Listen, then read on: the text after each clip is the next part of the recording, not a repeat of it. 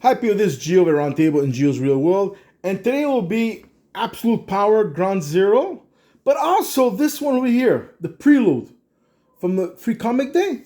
Here I thought that the book will be here would be merged into other comic books, so Absolute Power number 1 to 4 or Ground Zero. No, this one here is an original story that if you don't get it, you're not gonna get somewhere else. So this one over here, let's say Ground Zero Prelude.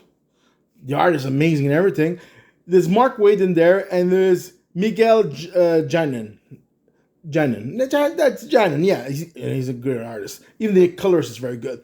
So this is the prequel before the Brainiac thing, you know. So this is like, so I was reading them like, so I took all my books and I'm like, it has to be merged into the other one. It has to be in there too. No, not at all.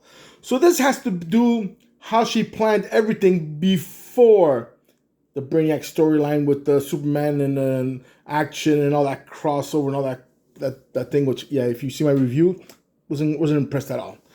This so far, Absolute Power, I read Ground Zero and the special edition. Like it so far the way it's going. You know, it's not bad. In the Absolute Special Edition, here you have, like, she takes all these criminals. That means automatically, you know, she has everything in everything, okay? Like her fingers are all of these special prison for all these criminals or even heroes that got caught before something did wrong, that she could use as Suicide Squad. So she's everything. So now this one here appears that she has Haywire. The Teen Titans is one of their villains. So something happened to him, he's scratched, and then you see like a computer list. Before him, there was Zebra Man, Fire King, and Jolt. And all scratched out means they all died and all that. And there's two left, which is Matter Master and Dr. Phosphorus, whatever. And you know I pronounce it badly, right? And also do that, they have to use their powers, or whatever electrical powers, or whatever element powers, to, I think it's for Amazo, to open it up, kind of sense, to absorb it or something like that. Something like to her to go to the next phase, to start the Absolute Power takeoff, kind of sense.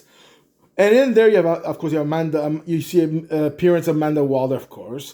There is Failsafe. There's Green Arrow, and then there is also the Dreamer, and there's Clock King. So this takes case, whatever you want to prefer, before Suicide Squad Dream Team.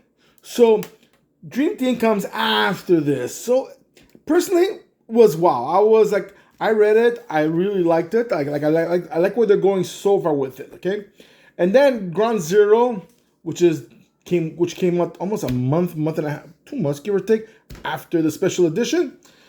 There's 3 stages in there. Okay, stage 1. Okay, Mark Waid is in there again with Nicole Maines. And this is about stage 1. You see Deadeye's in there and Dreamer. And it has to do that they have to go Gamora. There's one super person, and he's not a villain.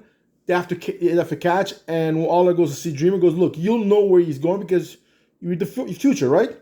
And his name is Jay Nakamura, okay?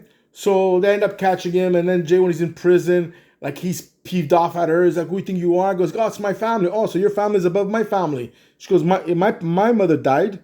He goes there. So if you would have stopped a long time ago, my mother would have been alive still. So you see all these things coming. So you're thinking about more your well-being than mine. So you're no hero, which is kind of, he's right, kind of sense. It's like the needle. So is that the little needle up her butt that's gonna make her snap, that she'll do her planning faster than she's supposed to stop Waller? We don't know, Waller. Then there's, in the same thing, there's stage 2. Now, this one is Mark Waid again, with Chip Zdarsky. And this one here starts with John Starr, which is the Time Commander. And this is example, Failsafe before he became Failsafe. Like now you see him as Batman, you see him also in the ground, Absolute Zero. Well, when Batman destroyed it, a lot of issues away, almost a year ago, give or take, how she was able to fix it, and with the help with the time commander. So And so that's why maybe Failsafe has something for Amanda Walder, because he believes in him. So that's why he kind of ends up becoming her Batman kind of sense. And then there's Stage 3, which is Joshua Williamson, who did the Superman in Action, Superman, the whole Brainiac family thing and all that. And in there, you have you have Walder, and she's going to a virtual reality world kind of sense, like simulation we prefer, because they find, remember that female Brainiac, well, the Queen kind of sense. Well, they find it, and they find that there was nothing downloaded in their mind and everything. And to me, it's like, yeah, seriously. So Brainiac is that stupid that he couldn't think ahead of himself, because he got a brain freeze. It's like, so it's gonna be something happening later on that she overrides whatever Amanda Waller did to her, whatever it is. We'll find out later on. So anyways, in there, which I like this is a good storyline, because Amanda Waller goes into this virtual reality. Now, 24 hours in our time, in this virtual reality or simulation, or you want to prefer it, it's 24 years. And in there, the Brainiac Queen, it's a little girl, and she's hissing at her like a feral cat or all that. Now, the thing is this way.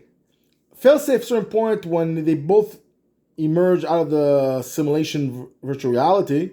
Failsafe goes to Amanda and goes, look, let's find out if she's okay, and let's test what she's able to do, or can we trust in everything before we set her free from her cell kind of sense. And Amanda goes, no, I don't want to keep it too much in the darkness, and goes, no, we're going to set her free right now.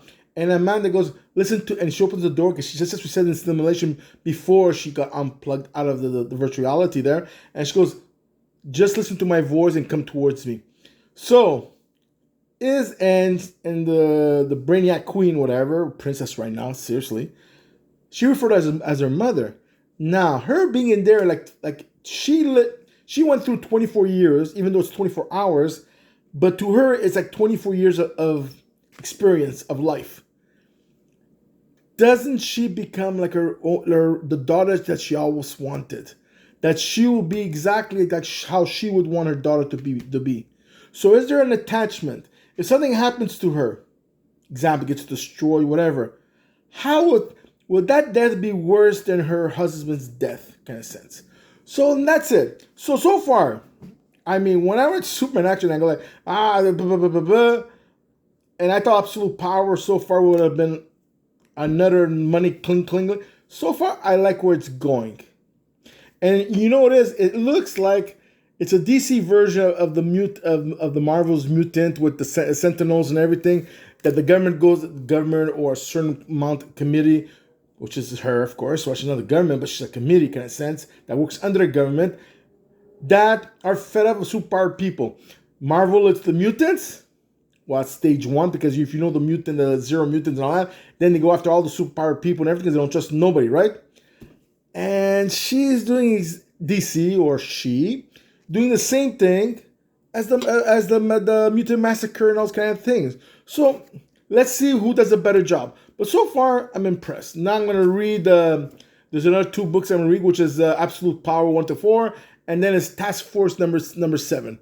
So that's it. Geo out. So subscribe, press the like button. Ask me if you like me. Give me your comments. And I know probably forgot some other things, but that's Steven Pluto. He's good at that. So guys, take care. Bye-bye. Until next time. Bye, guys.